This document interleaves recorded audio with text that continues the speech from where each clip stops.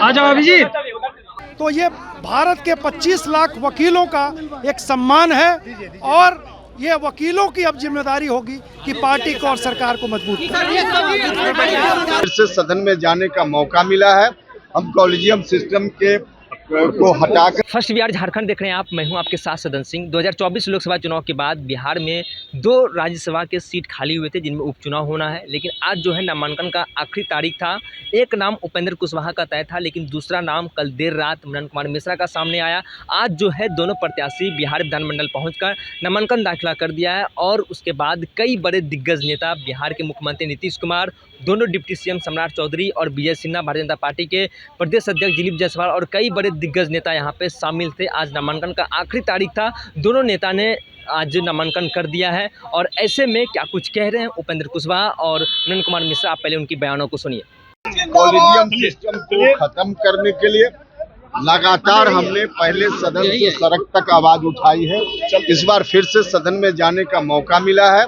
हम collegium system के को हटा करके नई व्यवस्था लाने की बात फिर से करेंगे और इसका एक परिणाम तक इसको हम पहुंचाएंगे। मनन जी, 25 लाख वकीलों का सम्मान क्या कहेंगे?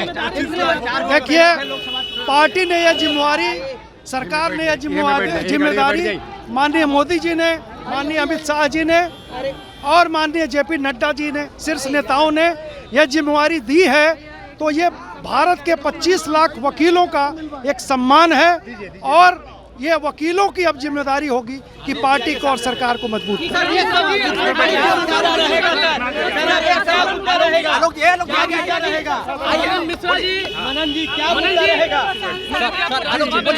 कितनी बड़ी जिम्मेदारी है ये पार्टी के प्रति? अब तक आपने वकालत की, लेकिन ये नहीं पा रही है।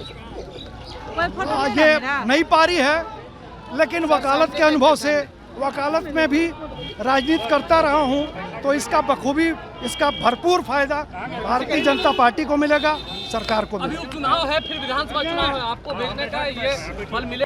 आपने सुना उपेंद्र कुशवाहा और मनन कुमार मिश्रा के बयानों को, लेकिन 2 सीट खाली हुआ था जो कि विवेक ठाकुर नवादा से लोकसभा के सांसद बन गए हैं, तो दूसरा पाटलिपुत्र से मीसा भारती लोकसभा के सांसद बन गए हैं। दोनों सीटों के ऊपर उपचुनाव होना है। आज आखिरी तारीख था। दोनों प्रत्याशी ने आज नामांकन कर दिया है, लेकिन बिहार के मुख्यमंत्री नीतीश कुमार, कई बड़े दिग्गज नेता एनडीए के शामिल थे। दोनों डिप्टी सीएम, प्रदेश अध्यक्ष भारतीय जनता पार्टी के दिलीप जायसवाल मौजूद थे, लेकिन उपेंद्र कुशवाहा का नाम तो पहले से तय था, लेकिन दूसरा नाम कौन होगा कल देर रात सामने निकलकर मनन कुमार मिश्रा का आया। लेकिन कई नाम सामने आए थे, जिनमें कि पूर्व केंद्रीय मंत्री आर.के. सिंह का भी नाम सामने आया था और पार्टी महासंगठन महामंत्री ऋतुराज सिन्हा का भी नाम सामने निकल कर आया था, लेकिन सभी नामों को पीछे छोड़कर बार काउंसिल ऑफ इंडिया के चेयरमैन मनन कुमार मिश्रा आगे निकल गए। लेकिन उपेंद्र कुशवाहा जब लोकसभा के चुनाव हारे थे, कराकार से वो चुनाव लड़ रहे थे, उन्होंने ये भी कहा था कि हमें एनडीए के कई नेता ने मिलकर हरा दिया। इस तरीके के उन्होंने बयान भी दिए थे, जिनको लेकर उनकी जो भूमिका होगी, क्या भूमिका होगी, उसको लेकर बताई जा रही थी। लेकिन अब जो है उनकी राज्यसभा में एंट्री हो गई है। अब देखने वाली बात होगी क्या उन्हें भारतीय जनता पार्टी केंद्र में मंत्री बनाएगी। मंत्रिमंडल का जब विस्तार होगा तो क्या उन्हें मंत्रिमंडल में जगह दिया जाएगा।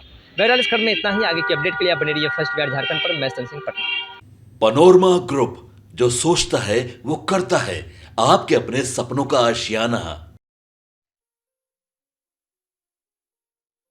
ये लो, मुंह मीठा करो। आज मैंने अपना जॉब छोड़ दिया। अब हम पूर्णिया वापस जाएंगे। जॉब छोड़ दिया है? मतलब ये घर कैसे चलेगा? हम करेंगे क्या? और माँ बाबूजी क्या बोलेंगे? इसलिए मैं एक और मिठाई का डब्बा लाया। अपने बिजनेस के लिए लोन अप्रूव हो गया। अरे लोन अप्रूव हो गया वो तो ठीक है, लेकिन पूर्णिया में हम रहेंगे कहाँ? अपना घर भी तो नहीं है वहाँ। इसलिए तो एक और मिठाई का डब्बा अलग से लाया हूँ। हमने पूर्णिया में घर ले लिया है, पूर्णिया के ई होम्स पैनोरमा में। पूर्णिया में पैनोरमा ग्रुप लेकर आए हैं ई होम्स पैनोरमा। बड़ा घर, आलीशान जिंदगी और अत्याधुनिक सुविधाओं के संग। अरे अब क्यों मुंह मीठा करवा रही हो? क्योंकि हम घर वापसी जो कर रहे हैं। घर वापसी की खुशी पूर्णिया में ई होम्स पैनोरमा के संग। ई Homes Panorama, luxurious lifestyle redefined.